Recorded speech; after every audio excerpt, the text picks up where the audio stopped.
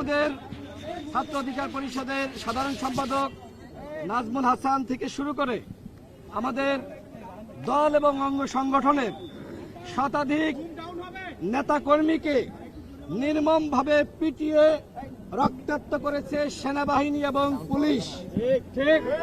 আমাদের কার্যালয়ের মধ্যে প্রবেশ করে নেতাকর্মীদেরকে রক্তাক্ত করা হয়েছে। গতকাল আপনারা খেয়াল করে থাকবেন এবং অনেক মিডিয়াতে এসেছে কিভাবে গণ অধিকার পরিষদের কার্যালয় ভাঙচুর করেছে সেনাবাহিনী। আমাদের যে সকল নেতাকর্মীরা বাথরুমের মধ্যে অনেকে ভয়ে আতঙ্কে আশ্রয় নিয়েছিল, সেই বাথরুমের দরজা ভেঙে ভেঙে তাদেরকে বের করে রক্তাক্ত করেছে সেনাবাহিনী। আমি খুবই আসলে নিজের কাছে এক ধরনের লজ্জা লাগছে যে সেনাবাহিনীর নাম আমার মুখে নেওয়া লাগছে।